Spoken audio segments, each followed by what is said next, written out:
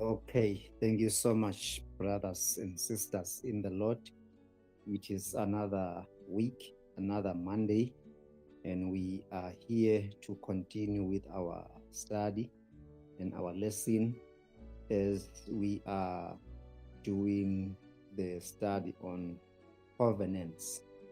We are specializing on the 5 constituencies of a covenant, or the 5 pillars that constitutes the covenant, the 5 major themes, foundations that forms a covenant.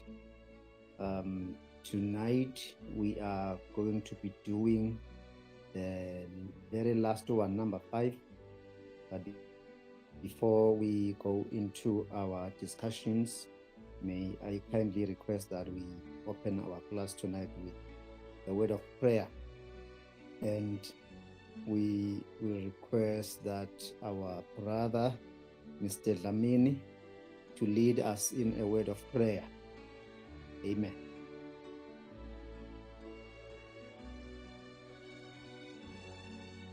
Mr. Dlamini Sabelo, Osabangtubo Dlamini. Yes. Amen. Amen. Asithandazeni. Siyakubonga uNkulunkulu wethu. Siyakubonga wena owadala izulu kanye nemhlaba. Sibonga Nkosi ukuthi nalamhla uphinze wena usivumele ukuthi besingahlangana. Sicoce Nkosi, sibonisane, siniketane indlela lengiyo.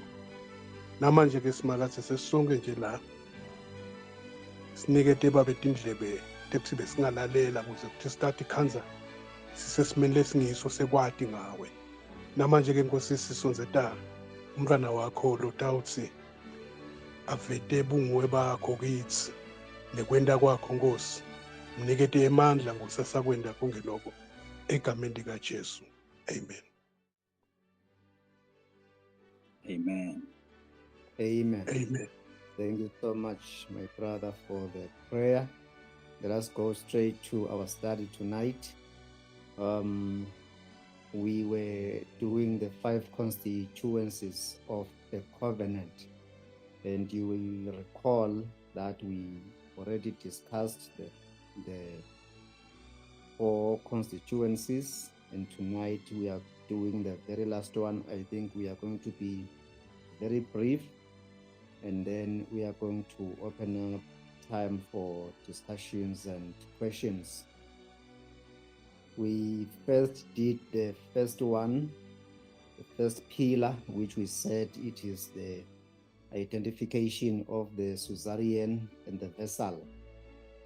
And we discussed on that while we were looking on different scriptural examples, whereby we were able to come out with about 4 covenants that God initiated through the writings of scripture, from the book of Genesis to the last script of the Bible. We have since discovered that God has initiated or established about 4 covenants.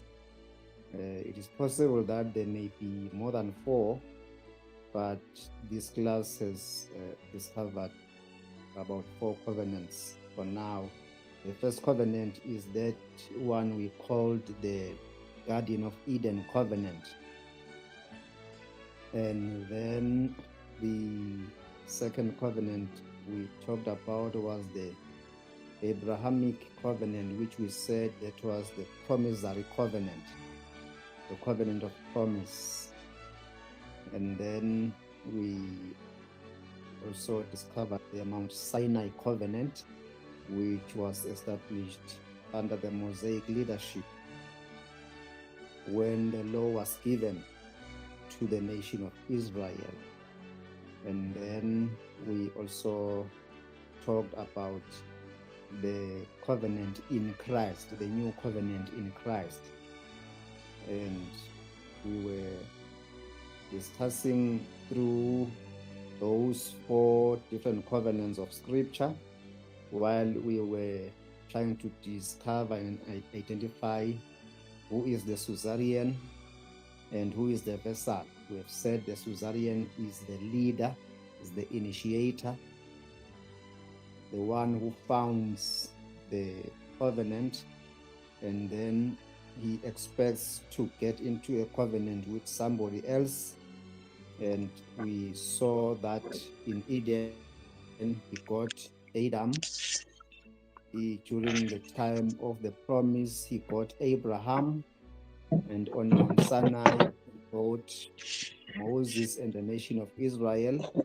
And then in Christ, he got Christ himself. That is why the word of the Lord says, God covenanted with God. He made a covenant with God in Christ. God the Father covenanted with God the Son, which we normally know and refer as the Christ. Okay, and then we also talked about, we tried to look on also to the historical justification, which is pillar number 2. We said every covenant must have a history. And in the history, we were saying we are trying to find out the prologue of the covenant, or how a covenant starts, how it begins. That is what we meant about the historical justification in a covenant. And then we continue to look on the third constituency, which was the stipulations. And under stipulations, we said we are concentrating much on the terms and the conditions within the covenant, because every covenant has got terms and conditions. People cannot get into a covenant without drawing out the terms and conditions. And so those are the stipulations within the covenant. As we did that, we were trying to go through all the 4 covenants, looking at how the terms and the conditions were drawn out. And then we proceeded to the 4th pillar, which we said in the 4th pillar we have the sanctions, and we defined sanctions as the blessings within the covenant and the curses within the covenant.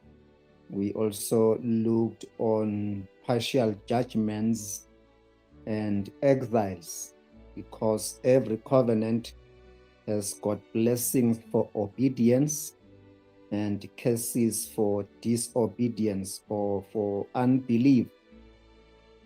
And within that cause of curses, there are partial judgments, the ones we normally refer to as captivities or exiles. We have seen that in the nation of Israel, they were taken into different forms of exiles, Babylon exile, the southern kingdom, the Assyrian exile, the northern kingdom, the Medo-Persian exile, and many other different types of exiles. And within, during the course of those exiles, God will raise a prophet and speak about times of restoration, where the people were expected to repent, and God will forgive them and take them back to their own land in Israel, in Jerusalem. But in the case they abscond and disobey the terms and the conditions, then they will be sanctioned. They will be responsible for their disobedience and for not carrying out the demands, the terms and the conditions within that covenant.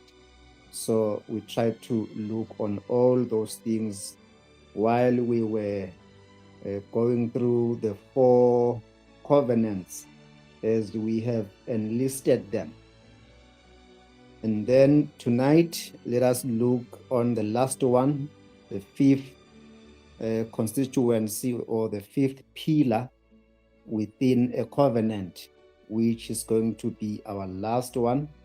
And this one, we call it the dissolution or the disillusionment, or the coming to an end of a covenant, because covenants do come to an end. Like we normally have people, they covenant on marriage covenants, and you find them, they are coming to the end of that marriage covenant, they are divorcing. So as they divorce, they claim that the other partner was not faithful to the terms and conditions of that marriage covenant, because every covenant has terms and conditions, and the partners in that covenant must abide fully to the demands and to the terms and conditions, and failure to do that, there are sanctions and there are stipulations. And so does the covenants which God initiated with the people of the Old Testament. So we're looking on the disillusionment. We say covenants do come to an end. They do expire. There are reasons why covenants can come to an end. So let us look on what leads to that.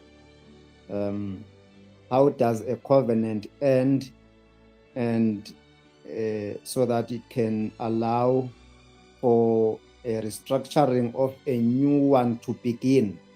Because whenever a covenant ends, one covenant ends, it is expected that another covenant will be signed in, will be introduced, and will be established. We have seen that pattern throughout the writings of Scripture, from the book of Genesis, where we first saw the first covenant between God and Adam in the Garden of Eden. So covenants do come to an end. When you look into the definition, a covenant is dissolved when the terms are fulfilled. That is number one, we need to take note. A covenant will be dissolved or will be put to its end when the terms and conditions are fulfilled, are fully met. The fulfillment of terms and conditions can dissolve a covenant. Number two, when the vessel is unfaithful and the king executes final judgment upon that unfaithful vessel, the minor, the other partner in the covenant. So the execution of the final judgment brings to an end that covenant, not because it was designed to come to an end, but because the vessel has been brought to judgment by the king or by the suzerain, and then that covenant comes to an end. We have discussed the exiles or the captivities, which we said they were partial judgments. Partial judgments do take place if the vessel continues in the apostasy.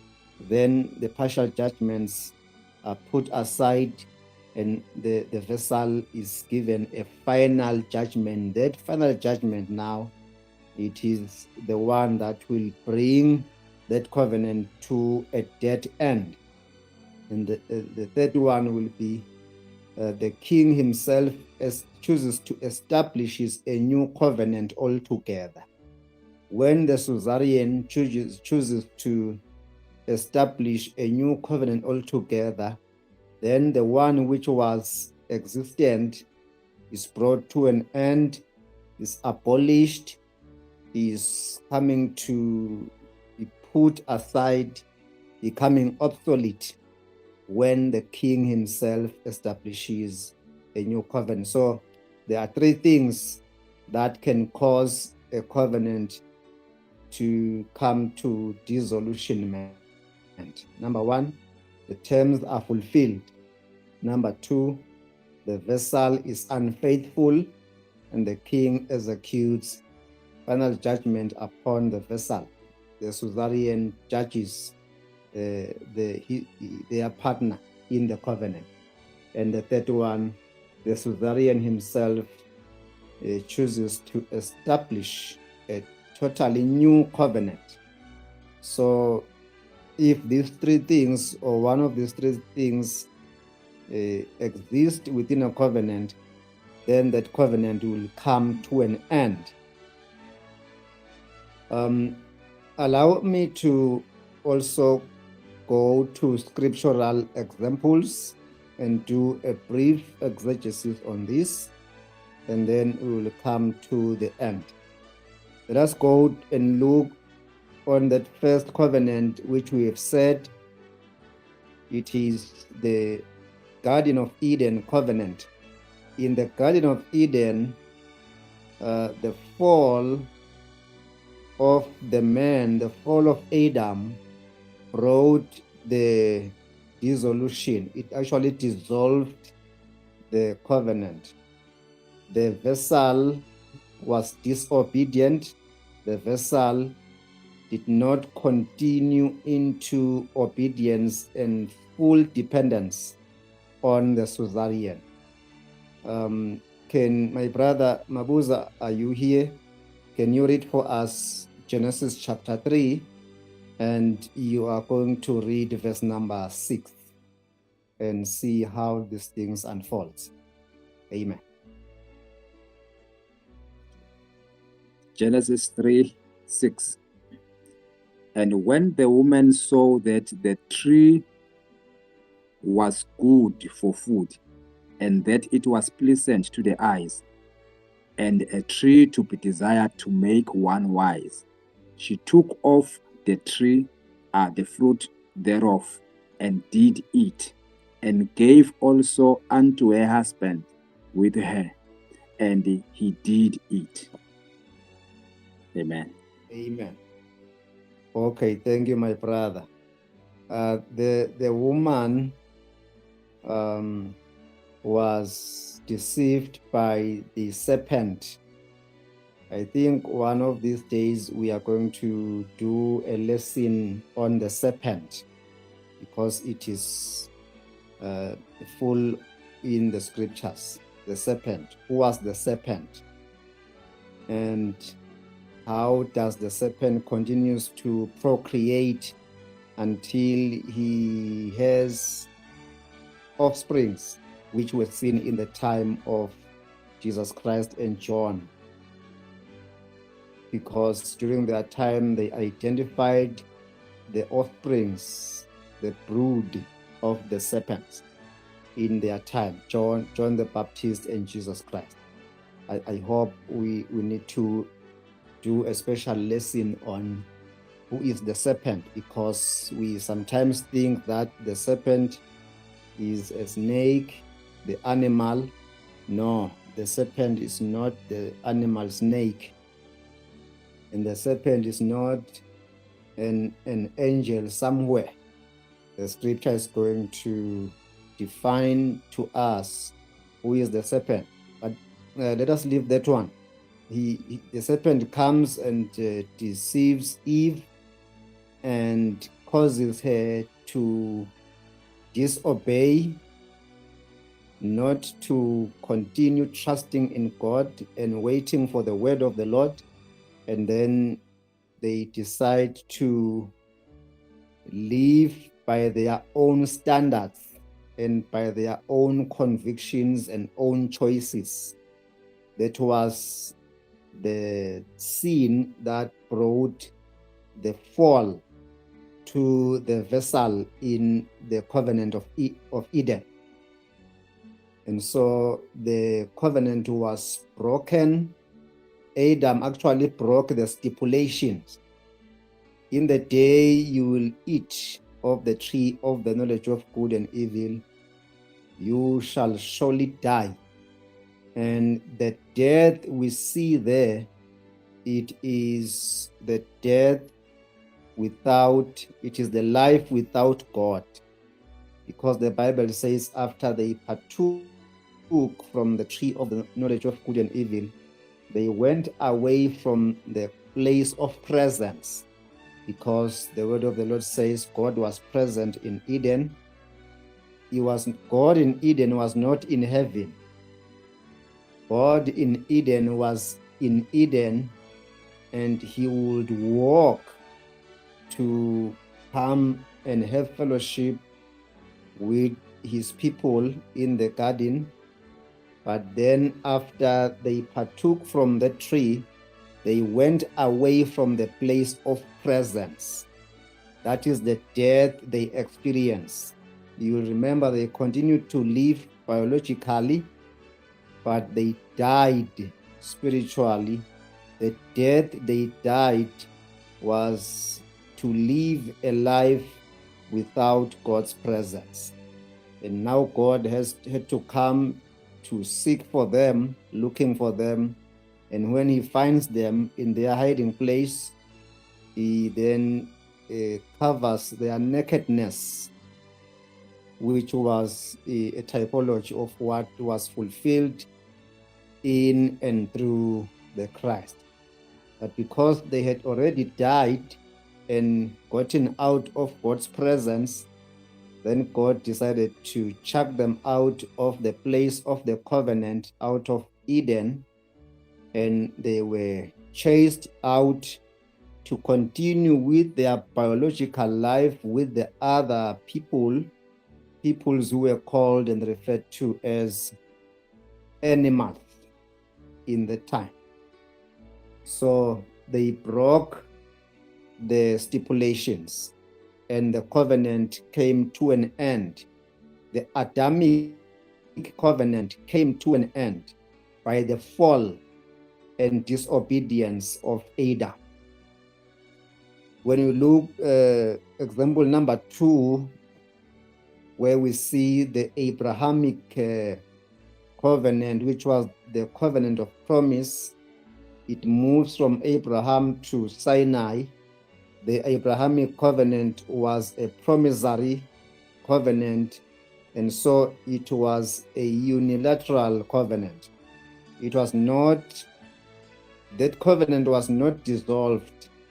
Instead, it was expanded and administered through the covenant in Sinai.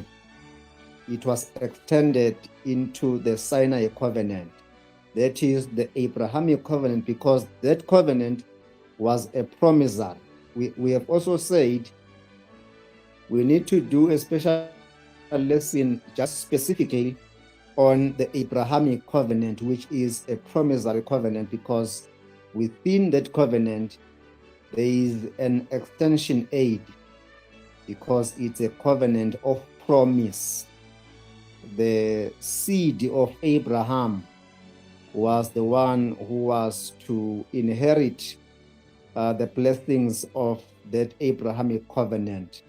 So even though the biological children of Abraham disobeyed and sinned, but that prophetic seed, the seed of promise, which would refer to the Christ, was yet to come, then that covenant had to be extended. The extension of that covenant caused God to sign another covenant by extension now in Mount Sinai.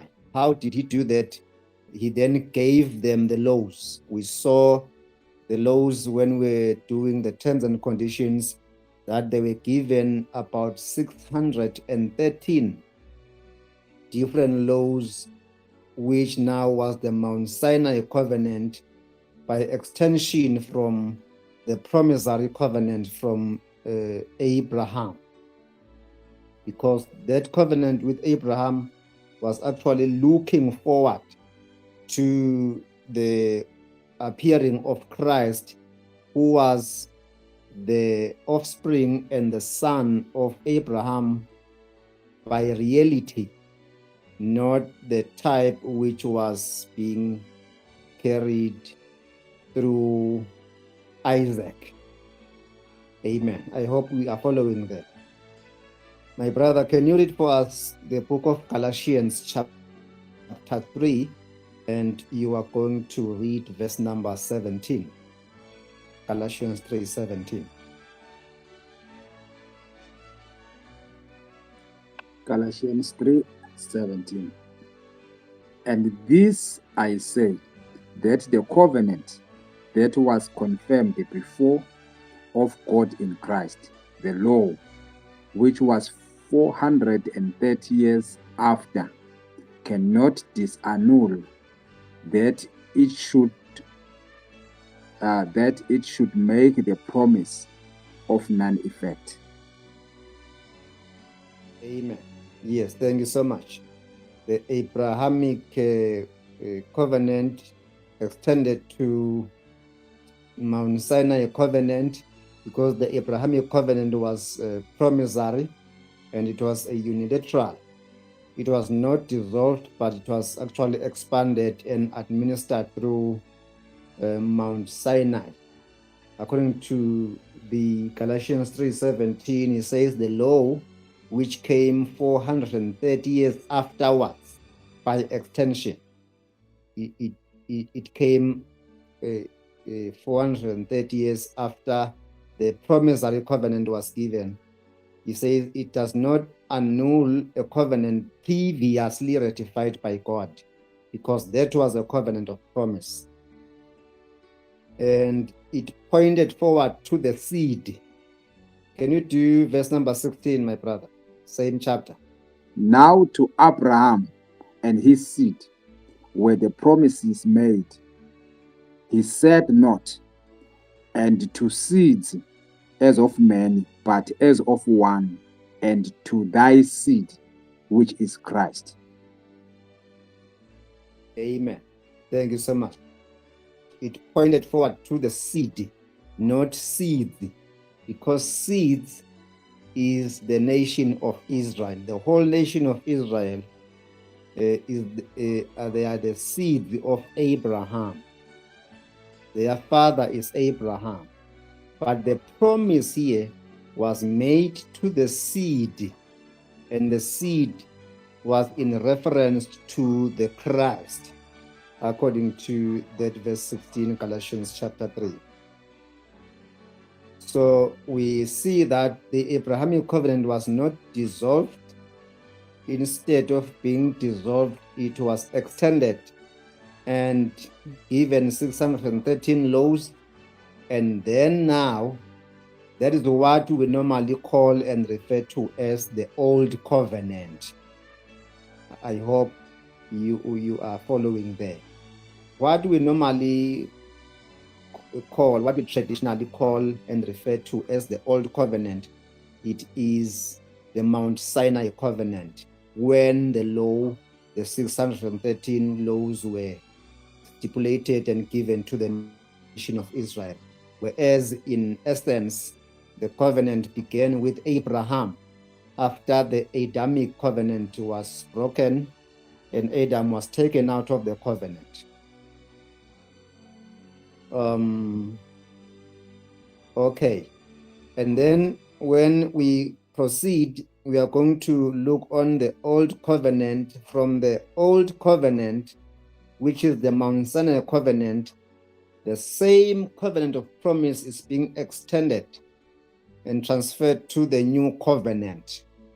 They were moving towards the New Covenant, which now is going to be referred to as the new everlasting covenant. Why it is called the everlasting covenant? Because the promise which God made with Abraham, it was fulfilled, and all the terms and conditions, the stipulations were fully met. That is why now we speak of the fulfilled perspective of Scripture, and that is our doctrinal persuasion. We are persuading a fulfilled eschatology, or a fulfilled message of the Scriptures. That is where we are, and that is what now causes us to sound different from other teachers and preachers of the word, because many preachers and teachers of the word, they preach the word from a general point of view, whereas in this class we are not preaching and teaching from a general point of view, but our main focus and mainstay is on the fulfilled promises, the fulfilled prophecies, the fulfilled covenants, the fulfilled types, the fulfilled shadows. And when we discover that all these things were fulfilled, then our message and doctrine is definitely going to differ from the rest of the teachings outside there in the church world.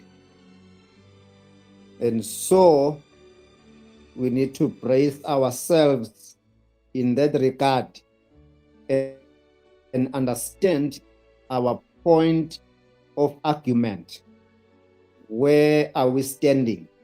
We are standing on the fulfilled perspective of Scripture, because that which was initiated in Eden and what was promised in Abraham was extended on Mount Sinai.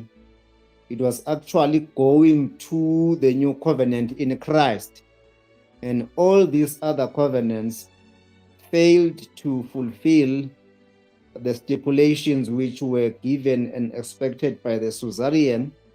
But in the new everlasting covenant, God himself now had to enter into a covenant with himself, this time not with any human being or any nation, but God covenanted with God.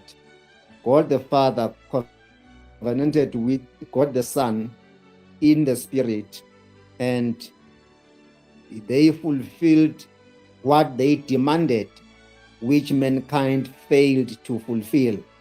And in the fulfillment, then that is where we are now. Because in the fulfillment, it is not by might nor by power, but it is by the doing of the Lord. It is by the doing of the Lord. So everything is fulfilled, and we are perfected in that fulfilled work. We are no more looking forward to meet some certain demands and certain requirements, because in the new world in Christ, all the requirements and the demands which were demanded by the Suzerain are fully met by Christ on behalf of the vessel, which is the church in this case. Amen. Okay. Can you also read Hebrews chapter 8, verse number 13, my brother?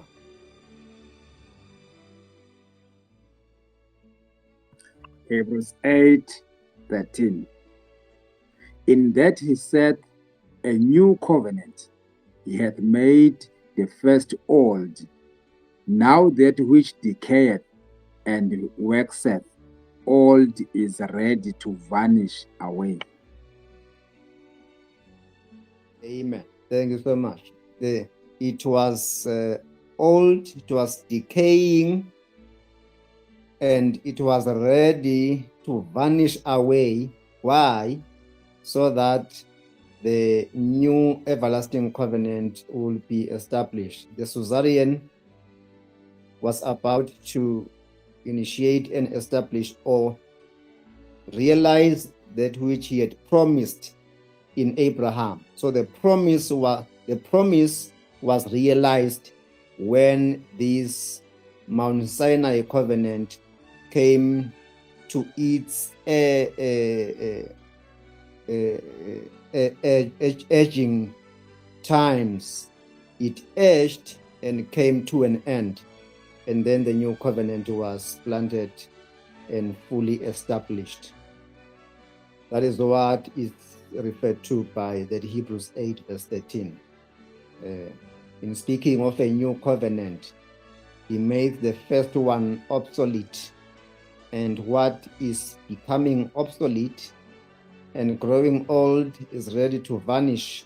It was ready to vanish. It is not ready to vanish today in our time, but it was ready to vanish in the time of writing, in that first century generation.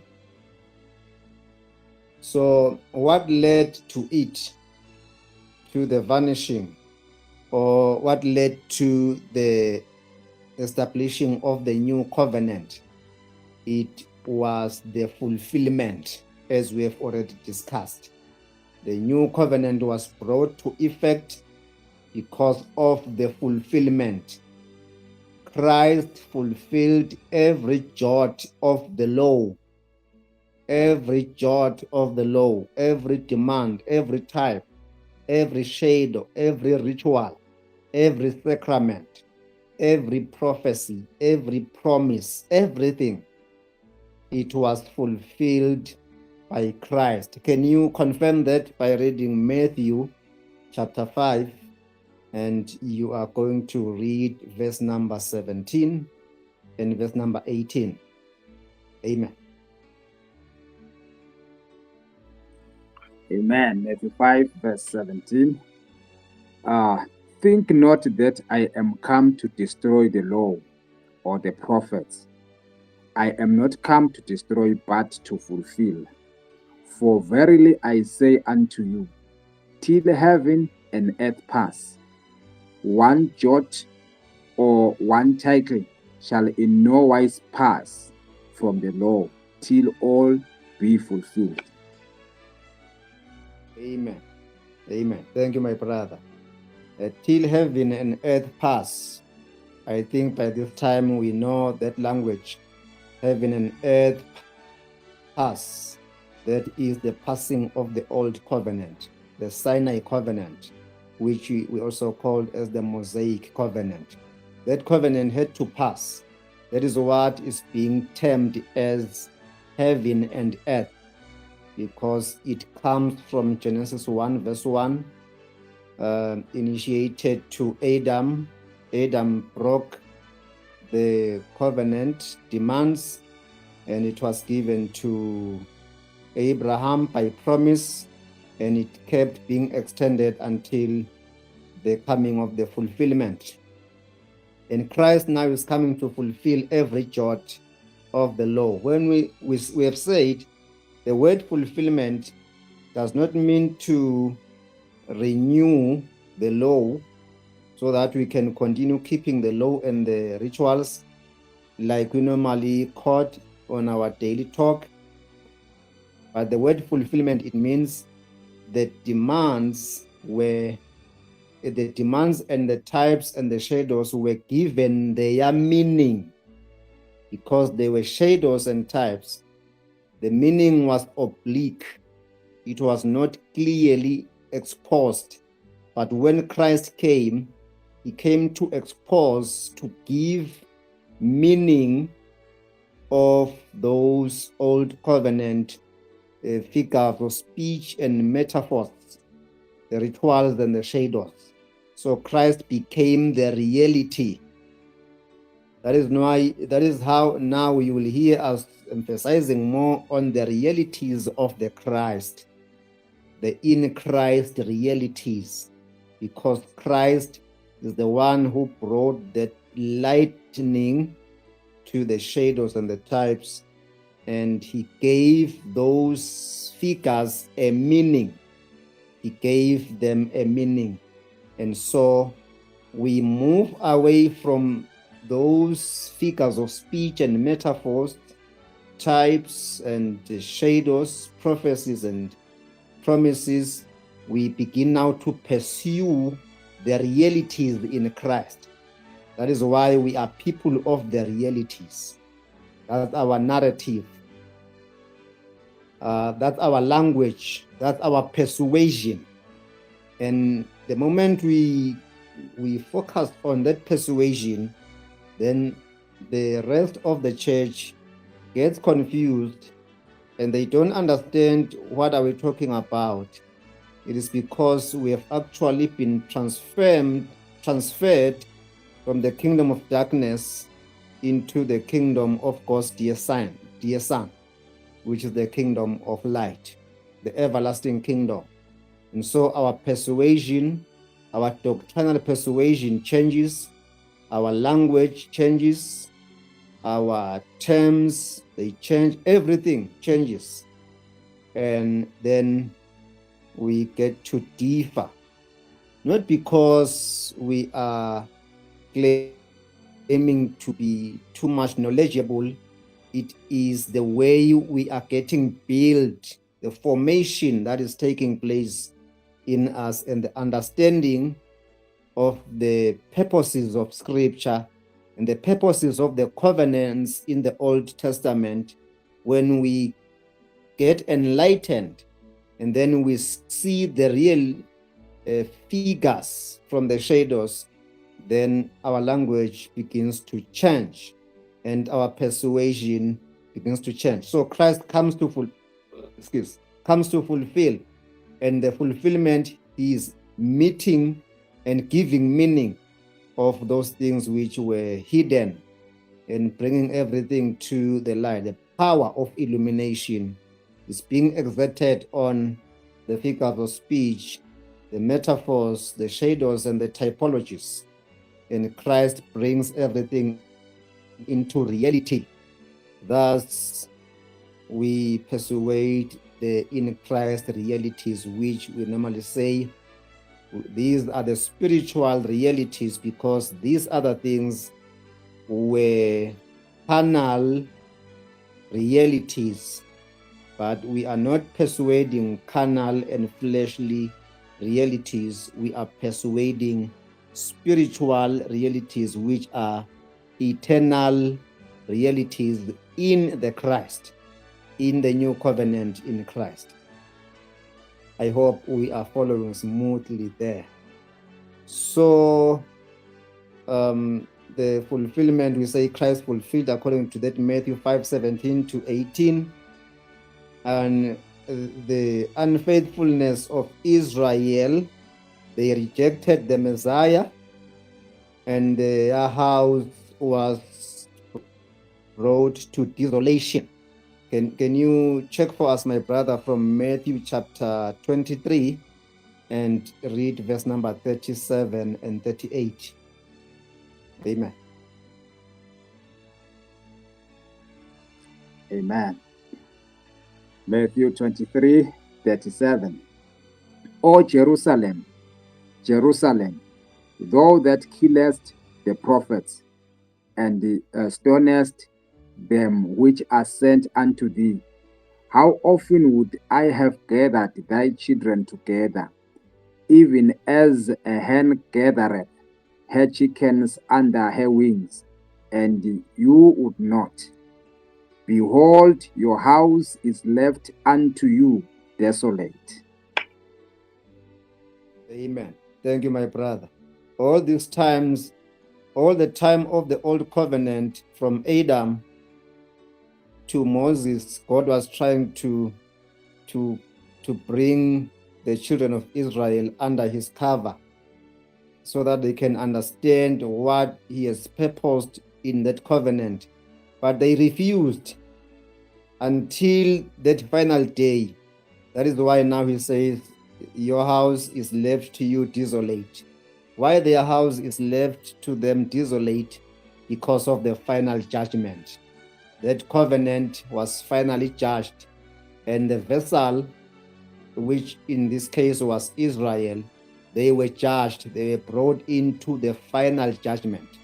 So we have said, when the Bible speaks about the last and final judgment, that last and final judgment was upon the people of Israel who were apostate in nature, and God will send them to exile, thinking that they will repent and come to fully attend on the stipulations of that covenant, but they all the more went astray in disobedience, in unbelief, and they continued to kill and to persecute the prophets of their time until they finally killed the Christ, who was the Son of the Master, who was sent at the last.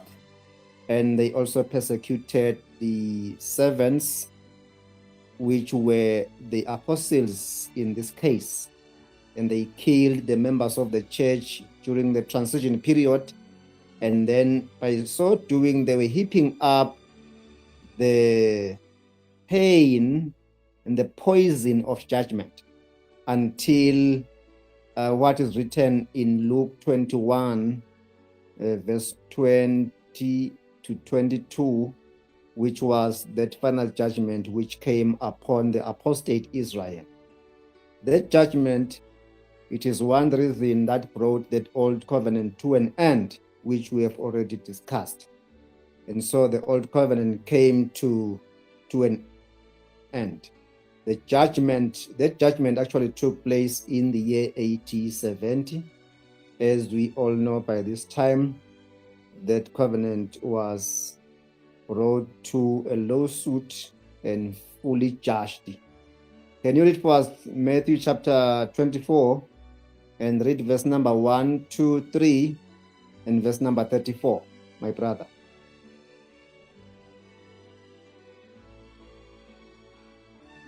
Matthew 24, verse number 1. And Jesus went out and departed from the temple, and his disciples came to him to show him the buildings of the temple. And Jesus said unto them, See you not all these things?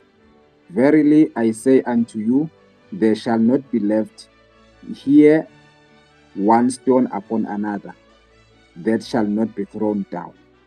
And as he sat upon the Mount of Olives, the disciples came unto him privately, saying, Tell us, when shall these things be? And what shall be the sign of thy coming and of the end of the world? Verse 4. And Jesus answered and said unto them, Take heed that no man deceive you. You can also do verse 34, my brother. Verse 34. Verily I say unto you, this generation shall not pass till all these things be fulfilled. Amen. Thank you so much. Today, this generation is not this generation when these things must be fulfilled. This generation, it is that generation in which Jesus was speaking to. And the things he spoke about in verse 1, 2, and 3 were to happen in that generation. And when those things happened, that was the coming of the final judgment, or the disillusionment of that old covenant, which was being built from Eden, Abraham, Sinai, until the time of Christ. So that covenant came to its death end and was dissolved. After that covenant was dissolved, a new covenant was established. Can you read for us Hebrews chapter 8, verse number 6, my brother, as we come to the end of this class? Hebrews 8, verse number 6. Hebrews 8, verse 6. But now hath he obtained a more excellent ministry, by how much also he is the mediator of a better covenant, which was established upon better promises. What a verse. Are you not making it your own verse? Amen. He is the mediator of a better covenant, which has been enacted on better promises. And he is the minister of a better ministry. That is in reference to the Christ. And he is the mediator of a better covenant. So the new covenant is a better covenant. Another versions will say it's an excellent covenant. It's a perfect covenant.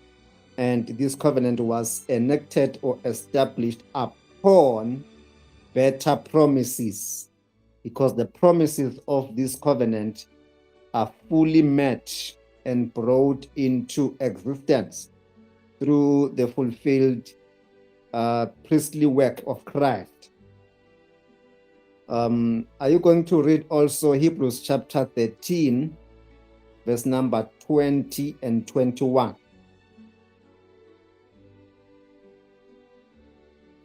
Hebrews 13, verse 20.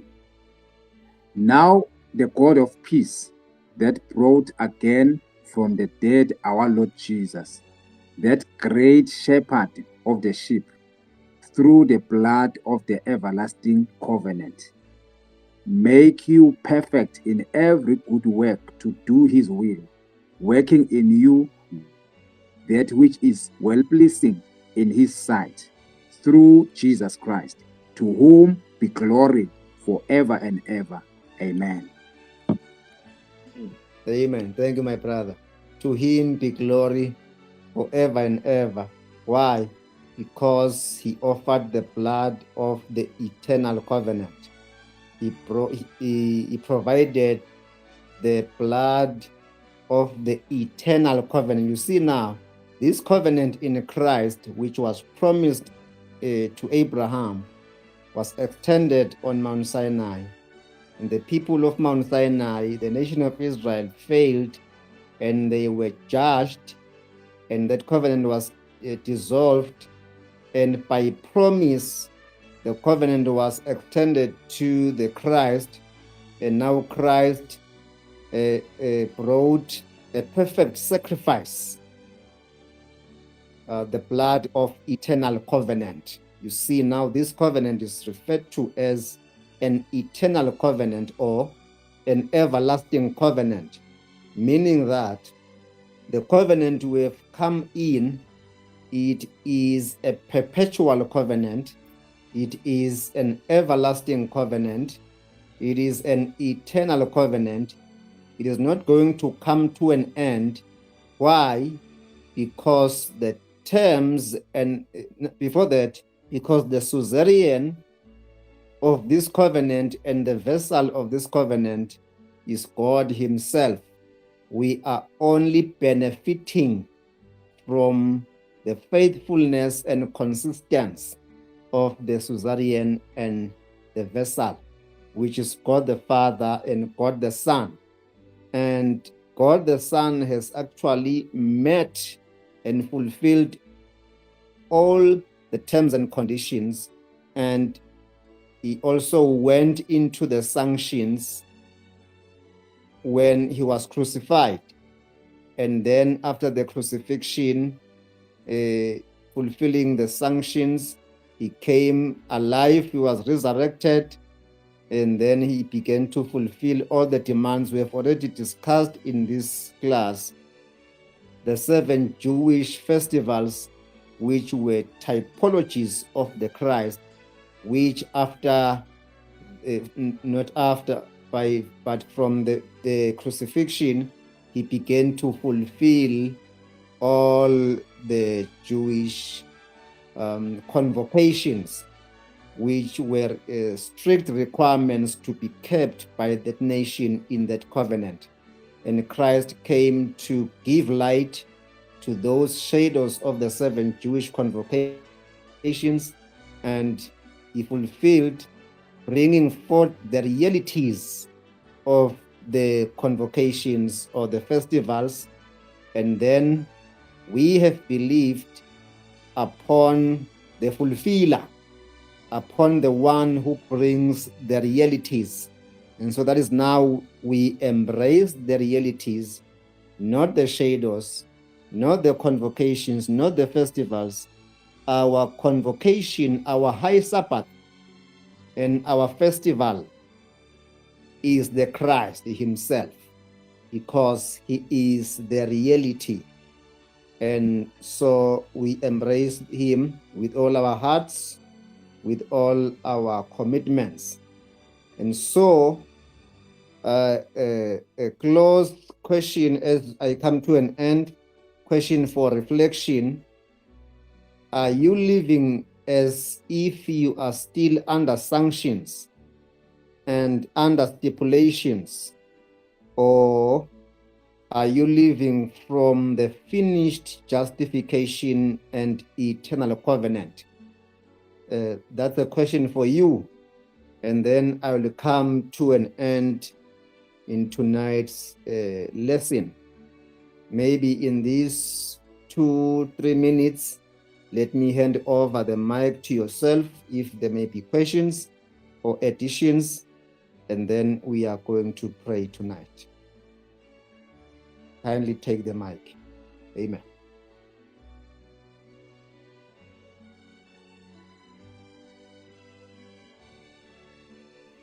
Amen. Thank you so much. Thank you so much, Babe Flakati, for such a wonderful discourse. Maybe it's a question or that seeks for clarity somehow. So we are saying the fifth constituency of a covenant is dissolution. So now we said under dissolution, or we said a dissolution happens one, on condition when the stipulations are fully met. Number 2, when the vessel becomes disobedient. Number 3, when the suzerain chooses to establish a new covenant. So now I'm just looking at this and I'm thinking, if in this everlasting covenant that we are in, if there is any of these, or if there exists that which we call dissolution in this everlasting covenant, we have such. And if we have such, how is it happening under this everlasting covenant? Because I can see in the first or in the first 3 or 4, I can see the dissolution when for example, when the people become disobedient or unfaithful, then it was dissolved. When God chooses that he will make now a new covenant because the old one was no longer serving the purpose, again it was dissolved. What about this everlasting covenant that we are in? Thank you so much. That is the question. Amen. Okay, thank you so much for that question. This new covenant in Christ is not going to experience the disillusionment. Why? Because it is a covenant which God made with God. Both partners in this covenant are perfect. The one who demands is perfect, and the one who is expected to meet the demands is perfect.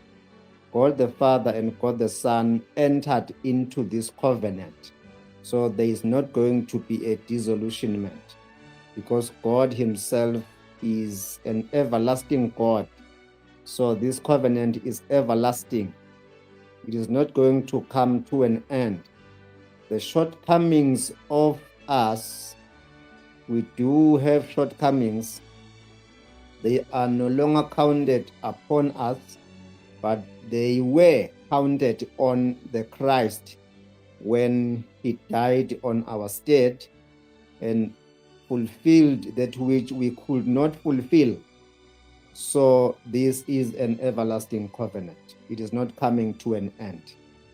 That is why we say the church must embrace the truth and begin to live and enjoy the everlasting life in this everlasting kingdom, not waiting, trying in error to go somewhere, and if they fail, they will miss heaven, because the church today teaches that it is possible for the believer to miss heaven or to miss the rapture, things which are not practical in the new covenant.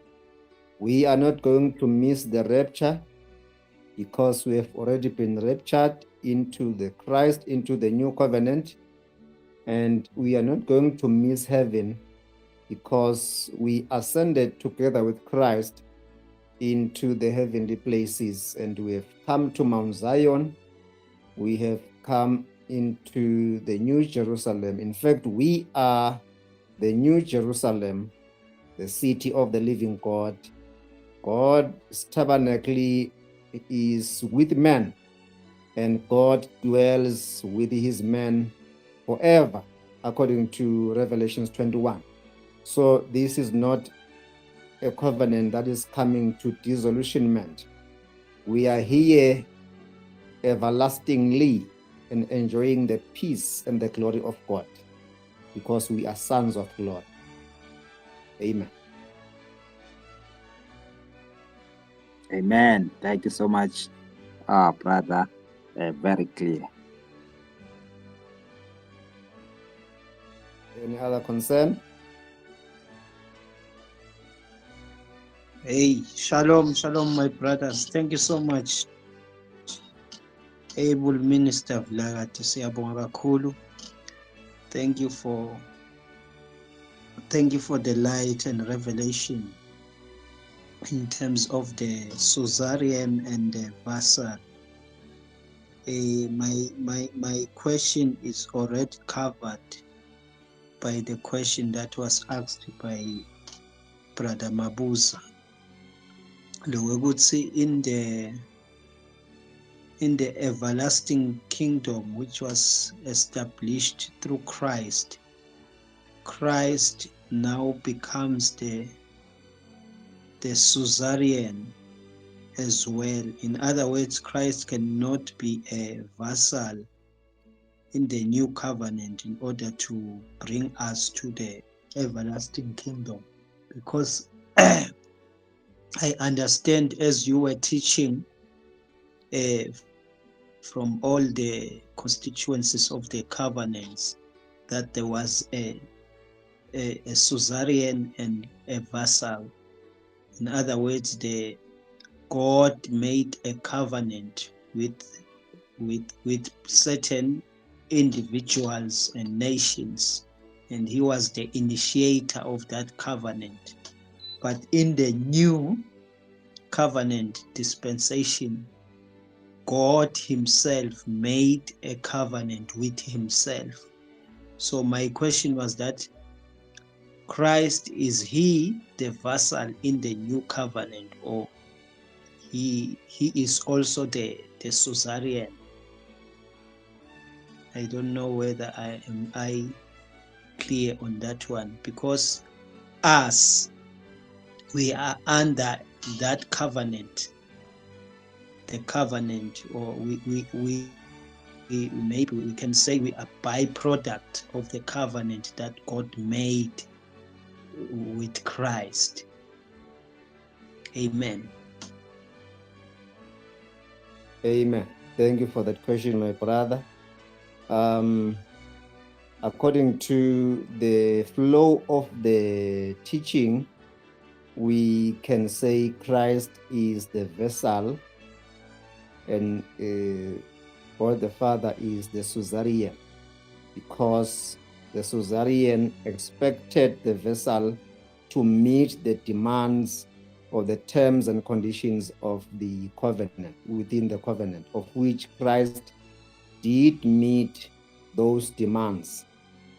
And then you are putting it right when you say we are byproducts of this covenant.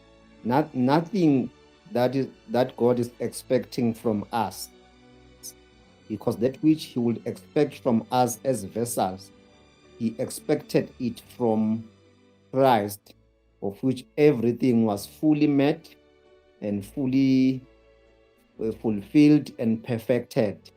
And then we are entering a finished work, all demands fully met, and God is pleased with the work of Christ.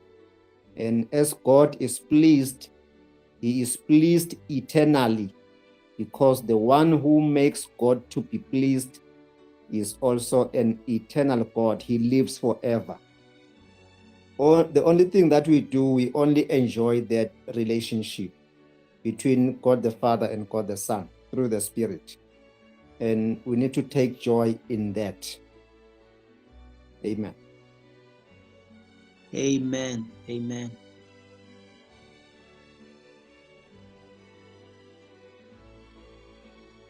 Any other question? Okay, there are no more questions. Thank you, Bazalwane.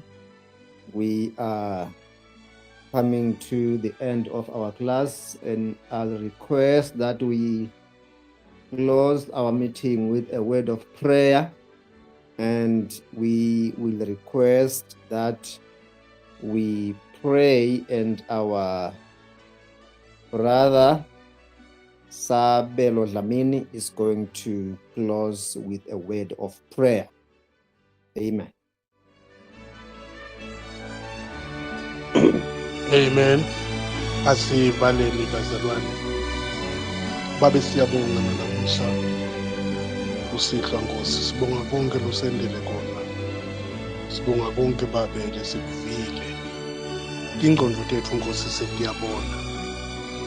Sesiyabona Nkosi ukuthi la sesikhona khona sesikuphi. Siyabonga Nkosi konke lokhu ngoba banyenti kakhulu abantu labe bafisile kuba bangafika ngaleli zinga Nkosi usibeka kulo. Siyabonga ke Nkosi ukuthi wena usikhethile nje ngale ndlela. Nathi ke Nkosi sicela ukuthi sibe ngilabo bantu lesitawuqhubeka Nkosi sikhulume leti ndzaba leti njengaleti. Kulabanyenti Nkosi lokwendekile mhlawumbe ngekunganaki balahleka kule ndlela lekufuna ukuthi sikwati ngayo wena. Siyabonga Nkosi setawulala nje manje mawube nathi sonke egameni likaJesu. Amen. Amen.